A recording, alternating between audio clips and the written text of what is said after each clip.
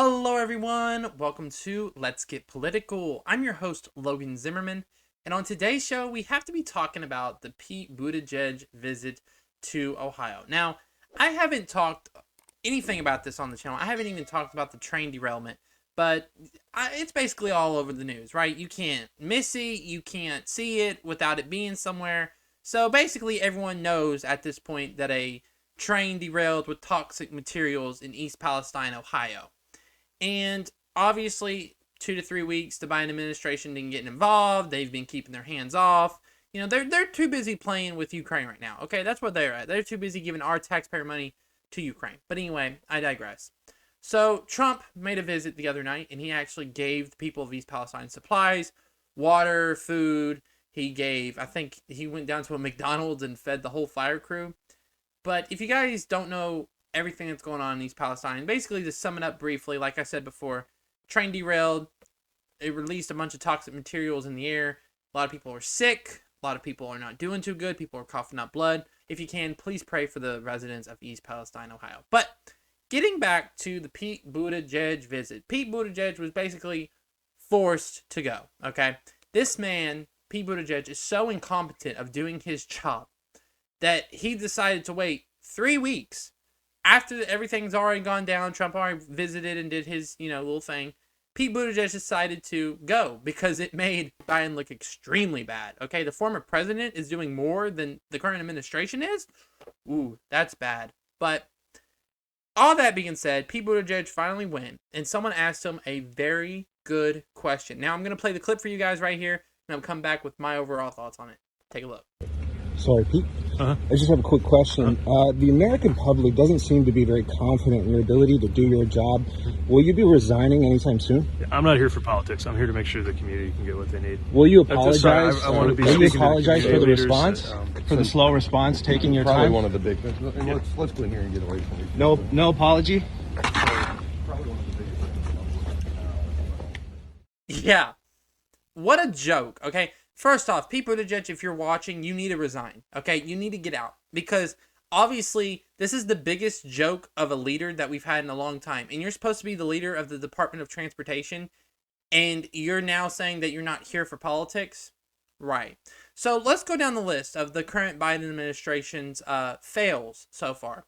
Every single natural disaster that's happened in a Republican area, or even yet, scratch the natural disaster, any type of disaster that required the Biden administration to step in or do any type of effort, Democrats were nowhere to be found. Joe Biden was nowhere to be seen until it was almost 3-4 weeks after the disaster, wasn't getting aid. Basically, everything was already done with, right?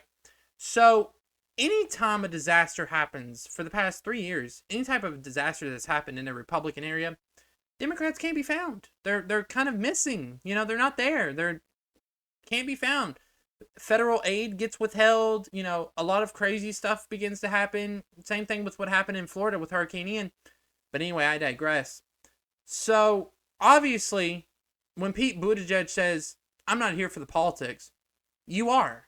You are part of an administration that is so toxic, that's more toxic than the chemicals that were released from the train, that you are specifically, that you wasn't even going to go to this. You wasn't even going to go to this. You wasn't going to be involved because it happened in a Republican area that didn't vote for you. And we've seen this time and time and time again. Any type of disaster that happens in a Republican area in this country, Democrats are nowhere to be found.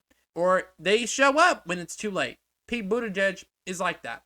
So I think you should resign, Pete Buttigieg. What a great question by this reporter. I think he hit the question right on. Are you going to be resigning? When are you going to get out? Because you're wasting our time.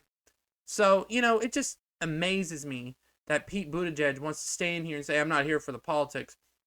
You are. Your whole administration has made every single disaster, every single type of event that needed an actual leader to show up political. You've managed to divide people, and you've done it again. And instead of getting involved right from the jump, you decide to sit back and do nothing. And here's another clip I'm going to play for you guys, which is just damn right interesting, which Pete Buttigieg gives his answer as to why he didn't get involved sooner. Take a look. In retrospect, should you have come a little sooner? So, again, in terms of the timing of the visit, I'm trying to strike the right balance, allowing NTSB to play its role, but making sure we're here in that show of support. Yeah, so now Pete Buttigieg is saying that he waited 3 weeks until all the, everything cooled down, and, all the companies that were involved were doing the right thing, and this, that, and then he was going to show up, right? He was going to show. He wasn't pressured by, Trump going, oh, no, no, no, no, no. He was so busy with life and wanting to make sure that the proper officials did everything that they can